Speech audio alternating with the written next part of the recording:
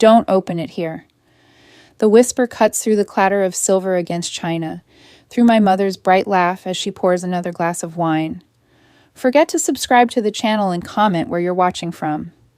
My fingers curl around the envelope's edge, feeling the weight of what's inside, heavier than all the crystal on this polished table. The Christmas lights twinkle overhead, casting shadows that dance across faces I've known my entire life, faces that don't know what's coming.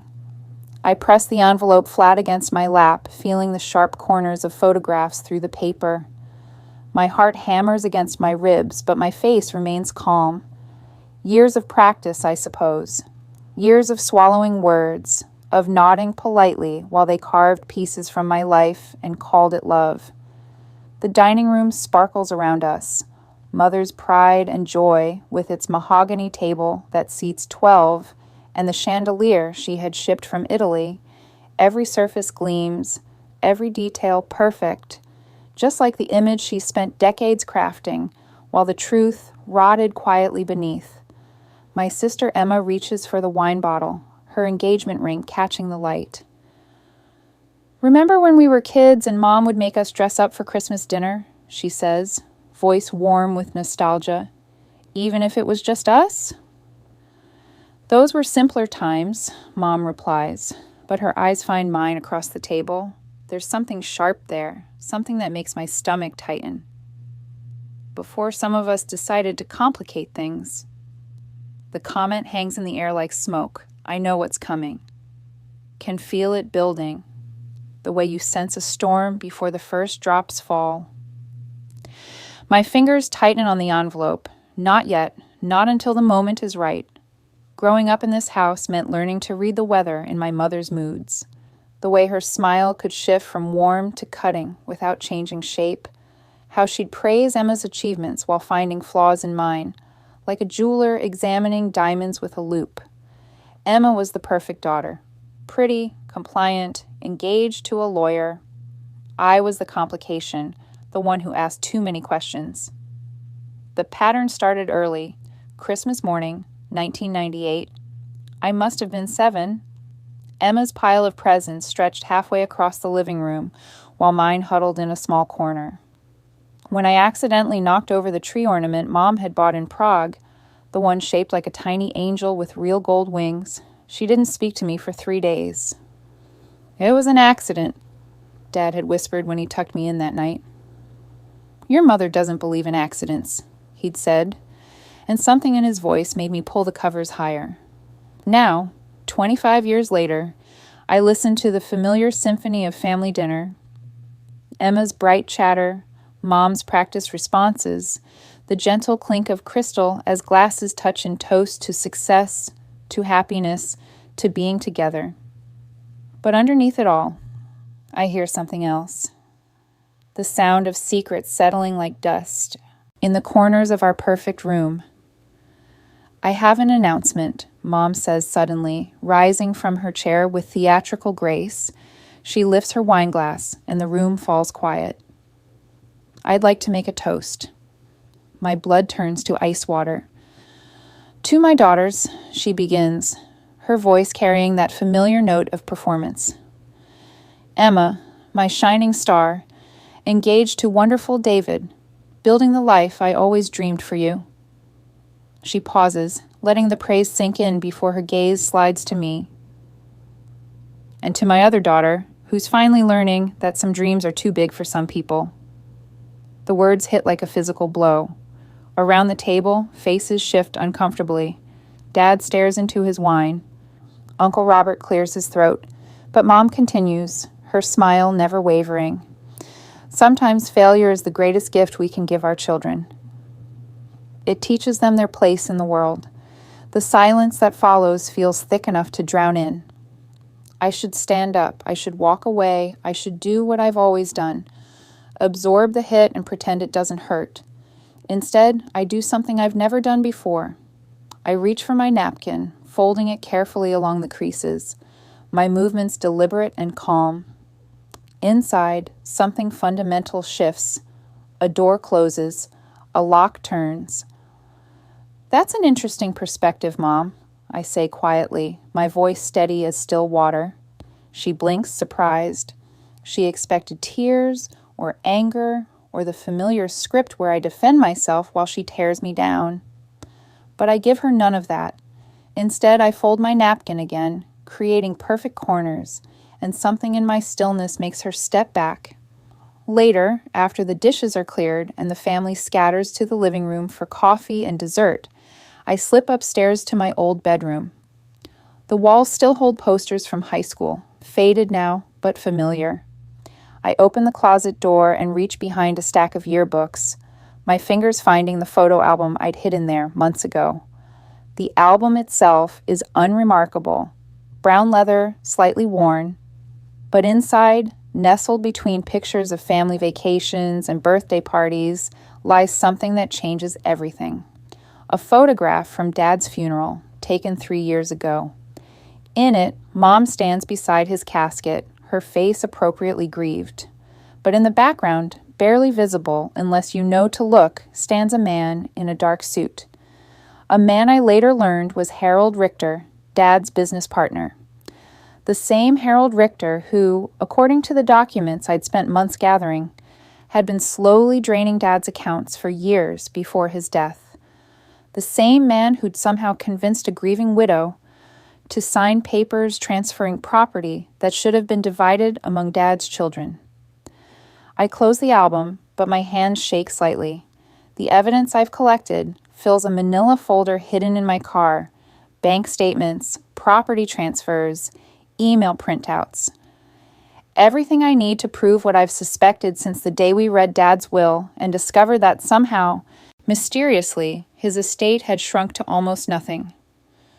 There were debts, Mom had said then, her eyes dry, more than we knew. But there weren't debts. There was theft, and she'd helped it happen. I slipped the album back into its hiding place and returned downstairs, where the family has gathered around the fireplace. Emma sits on the floor near the Christmas tree, her head resting against David's knee. Mom holds court from her favorite armchair, regaling everyone with stories about the neighbors' holiday disasters. The Hendersons put their tree up in November, she says with a laugh. Some people have no sense of timing. But I'm not listening anymore. I'm watching her hands as she gestures, noting the way her eyes avoid mine, remembering all the small inconsistencies that finally led me to the truth. The way she'd been evasive about Dad's affairs, the sudden improvements to the house after his death, the trust fund that had somehow vanished. The envelope burns against my chest, where I've tucked it inside my sweater. Inside are copies of everything: notarized documents, time-stamped bank transfers, photographs with dates clearly visible, evidence that will unravel 20 years of lies with the precision of a surgeon's blade. I wait until dessert is served, until everyone's relaxed and comfortable, until Mom is mid-sentence about her plans to redecorate the kitchen. Then I reach inside my sweater and pull out the envelope. The movement is small, but somehow everyone notices. Conversations taper off. Spoons pause halfway to mouths. The only sound is the soft crackle of the fire and the whisper of paper against linen as I slide the envelope across the table toward Mom. She stares at it like it might bite her. "What's this? Open it." Her hands tremble slightly as she breaks the seal.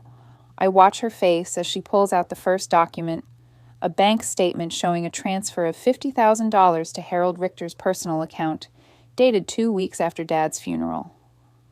Her complexion goes gray. "I don't understand," she whispers, but her eyes tell a different story. The second document is a property deed showing the transfer of Dad's workshop, the one he'd promised to leave to me, into her name alone. The third is a photograph of her and Harold at a restaurant, laughing over dinner. The timestamp shows it was taken the day before Dad died. "You want to explain these?" I ask softly. The room has gone completely still. Even the fire seems to quiet, as if the house itself is holding its breath. Emma reaches for the papers with shaking hands, her eyes widening as she reads. "Mom," she whispers, "what is this?" But Mom can't speak. She's staring at the final photograph. the one from the funeral, enhanced to show Harold's face clearly, standing beside her like a comfort she'd claimed not to need. The date stamp is clear. The betrayal is undeniable. Uncle Robert leans forward, his face grave. "Margaret, what have you done?" The silence stretches until it snaps. "You don't understand," Mom says finally, her voice cracking. "Harold was helping me manage everything. Your father's business was complicated." "Complicated enough that you needed to steal from his children?" The words come out calm, controlled. I've had months to practice this conversation in my head. Complicated enough that you had to lie about debts that didn't exist? I didn't steal anything. I was protecting. You were protecting yourself. I reach into my purse and pull out my phone, already queued to my email. I've sent copies of everything to the executor of Dad's estate, also to the district attorney's office. The effective date for the investigation is tomorrow morning. The words drop like stones into still water. Mom's face crumbles, but I feel nothing. No satisfaction, no anger, just the strange lightness that comes when you finally stop carrying someone else's lies. "You can't do this," she breathes. "I'm your mother." "You were my mother," I correct. "Now you're just someone who stole from her dead husband's children and called it love." Emma is crying now, clutching the bank statements like they might change if she stares at them hard enough. David puts his arm around her, but his eyes are on me, calculating. He's a lawyer. He knows what these documents mean. "There has to be an explanation," Emma says through her tears. "Mom, tell her there's an explanation." But Mom has nothing left. The mask has finally slipped, and underneath is just a woman who got caught. She looks older suddenly, smaller, as if the truth has drained something vital from her bones. I stand up slowly, smoothing my skirt. "I'll be staying at a hotel tonight. My attorney will be in touch about the property transfers and the missing trust fund." "Wait," Mom says, grabbing my wrist as I pass her chair. For a moment, her grip is desperate, and I see a flash of the woman who used to braid my hair before school. "Please, sweetheart, we can work this out. Family should stick together." I look down at her hand on my arm, then gently remove it. "You should have thought about family before you decided to steal from it." The next few days pass in a blur of phone calls and legal meetings. Mom tries everything: tearful voicemails, surprise visits to my apartment, even getting Emma to call and beg me to think about the family reputation. But the machinery of justice, once set in motion, doesn't care about reputation. The district attorney's office opens an investigation. The estate executor freezes all transfers pending review. And slowly, methodically, the truth emerges like a photograph developing in a dark room. Harold Richter, it turns out, had been siphoning money from Dad's accounts for 3 years before his death. Mom had known, had signed the papers, had provided access, had helped cover the tracks. In exchange, Harold had promised to take care of her, to make sure she was comfortable after Dad was gone. She was vulnerable, Harold's lawyer claims, during one of the hearings. Grieving and easily manipulated. But the evidence tells a different story. The emails between them, recovered from Harold's seized computer, show careful planning. Discussions of timing and opportunities, references to the girls as obstacles to be managed. "Once the dust settles, we'll be free to do whatever we want," Mom had written in one particularly damning message. "They'll never have to know how bad things really were." Except things weren't bad. Dad's business had been thriving. The debts Mom claimed existed were fabrications, created to justify the mysterious disappearance of assets that should have been inherited. 3 months after that Christmas dinner, I sit in a courtroom listening to a judge read the final ruling. Full restitution of stolen assets, criminal charges for both Mom and Harold, and something else, something that surprises even me. The defendant's actions, the judge says, represent a profound breach of familial trust that goes beyond mere financial fraud. This court finds that Margaret Claire Whitman deliberately deceived her children about their father's estate for personal gain, causing not only monetary harm, but significant emotional distress. The gavel falls with a sound like a door closing. Afterward, in the courthouse hallway, Emma approaches me. She looks exhausted, years older than she did at Christmas. The engagement ring is gone from her finger. David called off the wedding, she says quietly. He said he can't risk being associated with the family scandal. I want to feel sorry for her, but the sympathy won't come. I'm sorry about David, but I'm not sorry about the rest of it. She nods, surprising me. I know. I've been thinking about what you said that night, about Mom calling theft love. I think she's been doing that to all of us in different ways, making us think her version of care was normal.